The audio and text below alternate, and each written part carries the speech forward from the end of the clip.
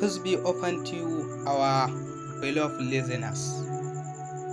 A yau za mu kawo muku takaitaccen tarihin jarumin nan na Kannywood, wato Tijjani Asase. Tijjani Abdullahi, wanda aka fi sani da Tijjani Asase ko kuma Adahama a cikin shirin Gidan Badamasi, ko kuma Kanabaru a cikin shirin A Duniya, ko kuma Inda Rabbana Ba Wahala da dai sauransu. Sannan Tijjani Asase ya kasance ɗaya daga cikin waɗanda suka ba wa masana'antar Kannywood gudunmuwa.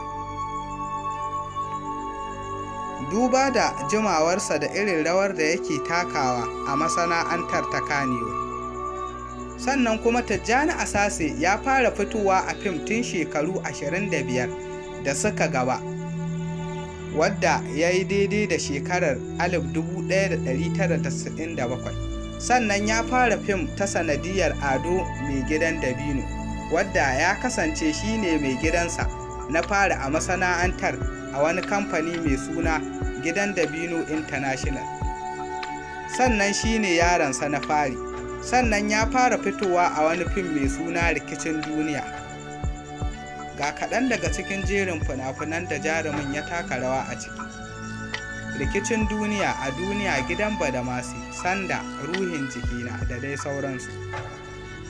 Sannan ya fito a fina-finai da dama tare da jarumai da dama kamar su Adam A. Zango, Ali Nuhu, Dadi Hikima Abali, Falalu A. Ɗaurayi, Marigayi Rabilu Musa Ɗan Ikulu, Rabi'u Daushe, Umma Shehu na Buriska, Nura Ɗan Dolo, Suleiman Bosho, Garzali Miko, Isa Fraskan ko Frasjo, Saratu Gida da popularly known as Dasau, Safiya Musa da dai sauransu.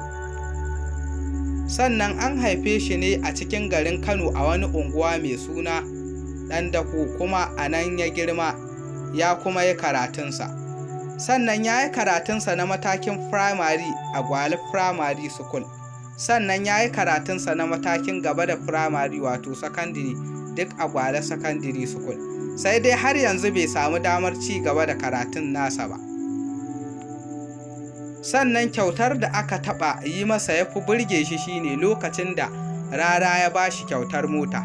Sannan abin da ya fi ɓata masa rai shine lokacin da yana zaune wasu 'yan daba suka zo suka ce ya nuna musu dabancin nasa. Bai kula su ba, amma suka sharara mushi mari suka wuce. Sannan abinda